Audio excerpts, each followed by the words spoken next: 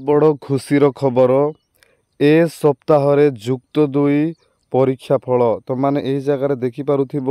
ଏହି ସପ୍ତାହରେ ଯୁକ୍ତ 2 ପରୀକ୍ଷା ଫଳ ମୋର ୟୁଟ୍ୟୁବ୍ ଚ୍ୟାନେଲରେ କୌଣସି ପ୍ରକାର ଫେକ୍ ନ୍ୟୁଜ୍ ମୁଁ ଦେବା ପାଇଁ ଚାହେଁ ନାହିଁ। ବର୍ତ୍ତମାନ ସମ୍ବାଦ ନ୍ୟୁଜ୍ ପେପରର 5ଟା 43ରେ ଆଜିର 19 ତାରିଖ 2025ର ନ୍ୟୁଜ୍ ତମାନଙ୍କୁ ମୁଁ କହିବା ପାଇଁ ଚାହେଁ। ଚଳିତ ସପ୍ତାହରେ ତମାନେ ଏହି ଜାଗାରେ ଦେଖିପାରୁଥିବ, ଚଳିତ ସପ୍ତାହରେ ଯୁକ୍ତ 2 ପରୀକ୍ଷା ଫଳ ପ୍ରକାଶ ପାଇବ। ମାନେ ଏହି ସପ୍ତାହରେ ଯୁକ୍ତ 2 ପରୀକ୍ଷା ଫଳ ପ୍ରକାଶ ପାଇବ। ତାରିଖ ଘୋଷଣା ହୋଇନଥିଲେ ମଧ୍ୟ ମେ 21 କିମ୍ବା 22 ତାରିଖରେ ଉଚ୍ଚ ମାଧ୍ୟମିକ ଶିକ୍ଷା ପରିଷଦ CHSC କାର୍ଯ୍ୟାଳୟରେ ପରୀକ୍ଷା ଫଳ ପୁସ୍ତିକା ଉନ୍ମୋଚନ କରାଯିବ।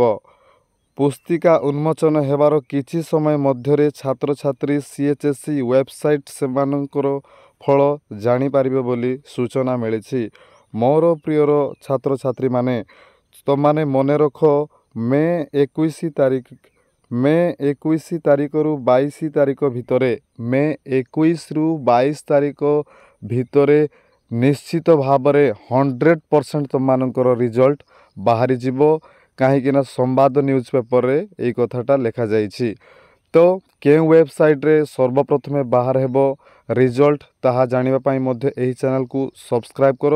ଆଉ ବଡ଼ ଖୁସିର ଖବର ଏହା ଯେ ଯେତେ ପରୀକ୍ଷାର୍ଥୀ, ଯେତେ ବି ଷ୍ଟୁଡେଣ୍ଟ ଆଉ ପରୀକ୍ଷା ଦେଇଛ ଆଉ ତମାନେ ଖାତାରେ ଲେଖିଛ ଆନ୍ସର ସିଟ୍ରେ ସମସ୍ତେ ପାସ୍ ହେଇଛ।